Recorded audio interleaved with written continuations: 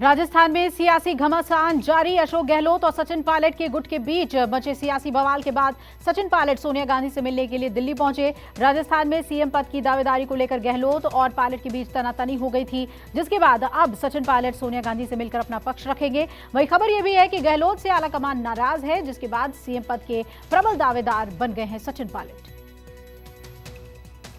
Pilot समर्थक इंद्रराज गुर्जर का बड़ा बयान। पायलट बाहरी नहीं भारी है। इंद्रराज ने कहा कि पायलट प्रदेश और देश के चहेते हैं, साथ ही ताकतवर के खिलाफ कमजोरों का समूह बढ़ता है। शेर का मुकाबला गीदड़ नहीं कर सकते। वहीं पायलट समर्थक राकेश पारिक का गहलोत गुट पर वार सामने आया। पारिक ने कहा कि पायलट के साथ खड़े विधायक गद्दार नहीं, धारीवाल को ऐसी भाषा इस्तेमाल नहीं करनी चाहिए।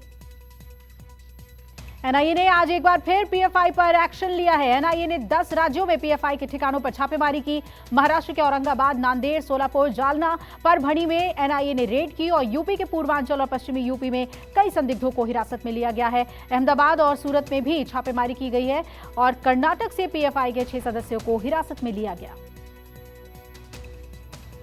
दिल्ली के शाहीन बाग, ओखला, निजामुद्दीन समेत कई जगहों पर एनआईए की जांच जारी है। जामिया के आसपास धारा 144 लगाई गई है। कई संदिग्धों से पूछताछ हुई। दिल्ली के शाहीन बाग, रोहिणी में पीएफआई के कई ठिकानों पर छापा पड़ा है। 30 लोग गिरफ्तार कर लिए गए हैं। एनआईए के अलावा स्पेशल सेल और लोकल पुलिस भी इस रेड में शामिल है।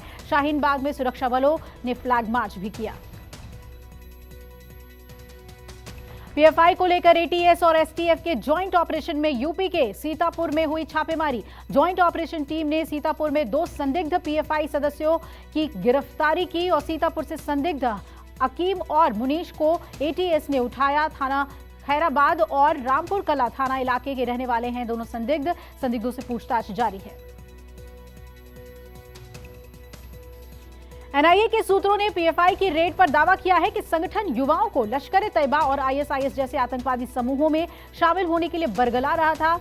हाल ही में केरल में पीएफआई सदस्य शफीक पैठ को गिरफ्तार किया गया था, जिसमें शफीक ने खुलासा किया कि इस साल प्रधानमंत्री नरेंद्र मोदी की पटना रैली पीएफआई के टारगेट पर थी। इसके अलावा महाराष्ट्र में एनआईए के साथ मिलकर छापेमारी करने वाले एटीएस सूत्रों ने भी ये बताया कि पीएफआई संघ के बड़े नेताओं को निशाना बनाने वाला था, तो संघ के मुख्यालय की भी रेकी की गई थी। दिल्ली पुलिस के सूत्रों के मुताबिक पीएफआई की बड़ी साजिश को नाकाम किया गया है। दिल्ली में पीएफआई बड़ी अशांति फैलाने की फिराक में था। पुलिस ने दिल्ली के कुछ पीएफआई ठिकानों से इलेक्ट्रॉनिक उपकरण जब्त किए हैं और सूत्रों के मुताबिक पीएफआई दिल्ली और अन्य राज्यों में एक राष्ट्रव्यापी सामूहिक हिंसा की योजना बना रहा था।